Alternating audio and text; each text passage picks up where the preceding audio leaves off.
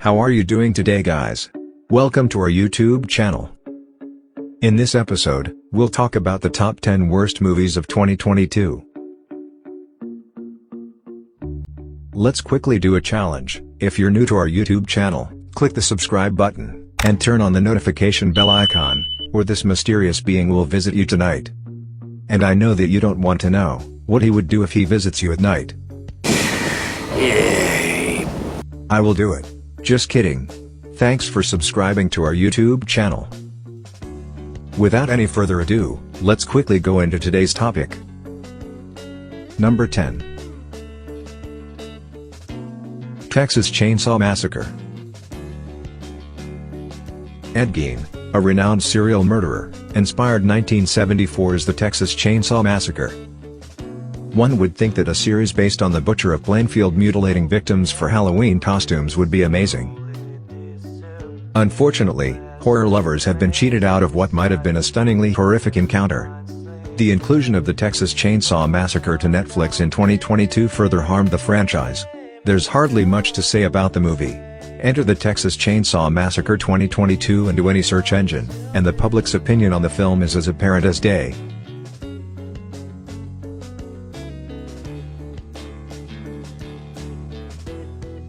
Number 9. Blacklight. The finished work of art doesn't shine as brightly as it could, when an artist isn't giving it their all. Of all, Neeson's comparison may not be fair, since actors are often only as excellent as the movies in which they appear. So, regrettably, he received little attention. The king of action movies is Liam Neeson. Nevertheless, Blacklight's little action and stilted speech gave him a shoddy, dilapidated stage rather than the Broadway theater he deserves. The political conspiracy action thriller also lacks a distinct personality. Nobody is aware of the origin of the name Blacklight.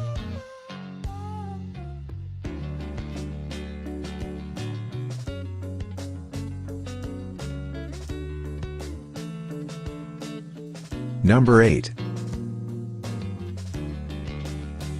Big Girl Brick.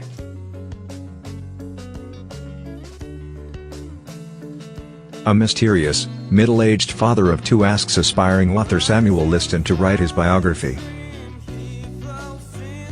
The events leading up to the agreement are astounding, and the accompanying pandemonium immediately puts a stop to attempts to write the biography. The dark comedy by Brian Pesto centers on Samuel Liston, Emery Cohen, who is hired to write Floyd Devereaux's biography, Andy Garcia. When anarchy breaks out, doing so becomes difficult.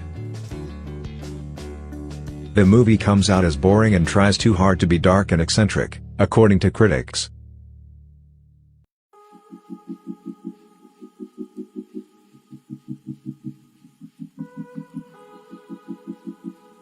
Number 7. The Bubble.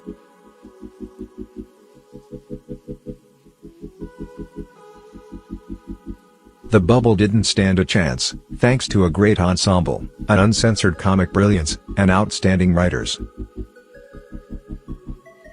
However, since the film was set in the midst of a COVID-19 outbreak during the real pandemic, the public may not have been prepared to laugh at loved ones dying from a newly found illness.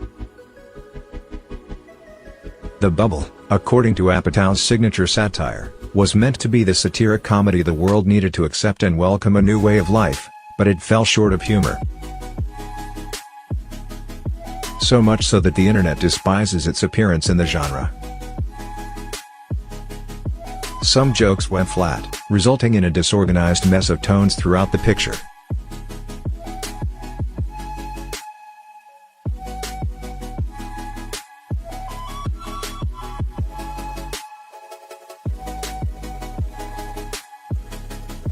Number 6. The Gray Man.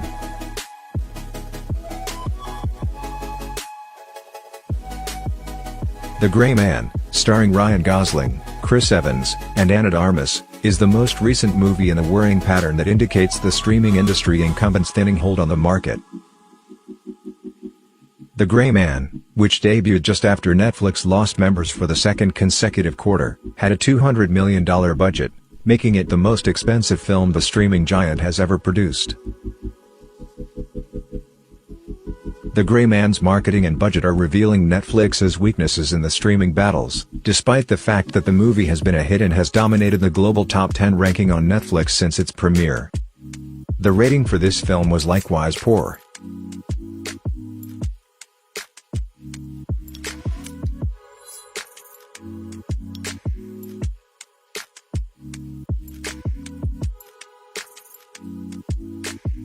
Number 5.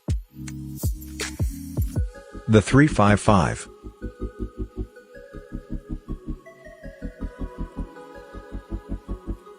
Nothing can salvage the 355, if Jessica Chastain and Lupita Nyong'o couldn't. The 355 has all the other elements required to make a jaw-dropping movie. Regrettably, the feminist movement is once again let down by the way what should have been a powerful film on female empowerment was actually made. The 355 isn't heinously awful. It just lacks a central storyline, which would have greatly benefited a spy movie. There may have been a little too many cliched action thriller scenes in the conversation, which was also uncomfortable at times. The 355 may not have drawn as many excessively severe reviews if it weren't for the overqualified performers, since the bar would have been lower.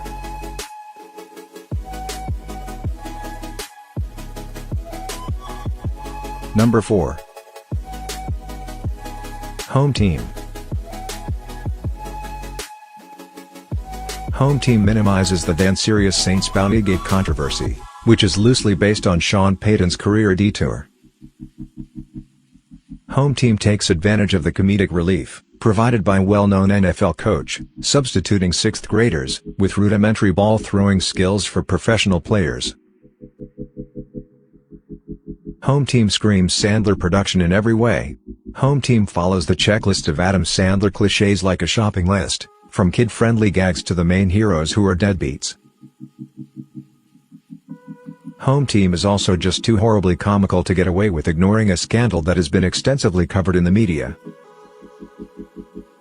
Sean Payton, played by Kevin James, hardly experiences any character growth, which leaves the movie with very few redeeming qualities.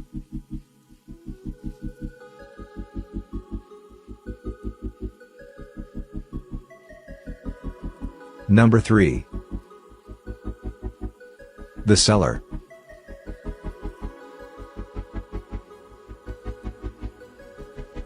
A short film by Brendan Muldowney from 2004, was expanded into a full-length film. Short films can usually get away with a brief backstory for the sake of brevity, but fully developed films don't have the luxury of time restrictions. Muldowney may have had an ending in mind because the flow of the film doesn't exactly mimic a natural progression because of the pre-existing short film. Instead, it appears as though the script was reversed to accommodate the intended conclusion. The Cellar is not one of those movies, though it might work for some others. The Cellar incorporates quantum physics, math, Hebrew, and a dash of demonology into its mythos in addition to throwing in every horror cliché imaginable. Each arc lacks the crucial depth of knowledge for the audience and the story because there are too many things happening at once.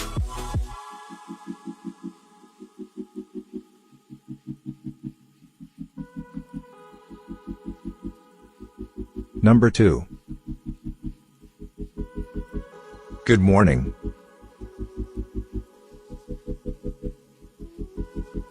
I had to stop it to think on my life decisions that led me to where I am now, watching this stuff. I'm not a fan of what MGK or Mod Sun do. I'm weary of watching white dudes taking our women away from us, and the most offensive aspect of this film is that it's all made up as a joke, so if you think it's horrible, that's the entire purpose.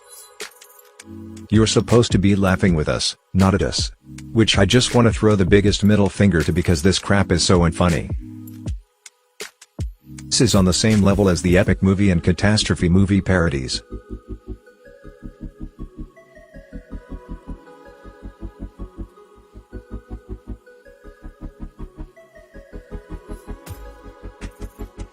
Number 1. Morbius.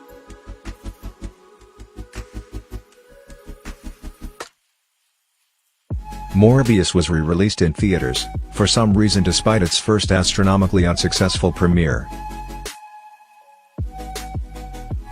Sony continues to expand the Spider-Man filmography, with subpar movies in addition to the trilogy with the same name. Venom was a commercial success, and Tom Hardy was fantastic, even if it doesn't quite compare to the best Marvel films. Morbius, on the other hand, accomplishes nothing but leaves everyone with a bad taste in their mouths. Morbius is much too dismal to be enjoyable. The characters lack depth.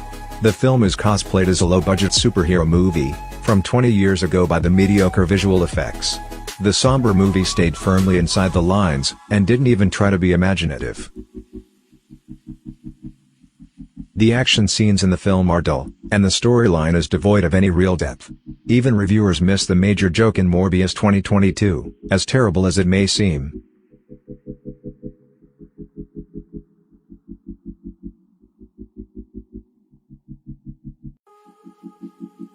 Thanks for watching.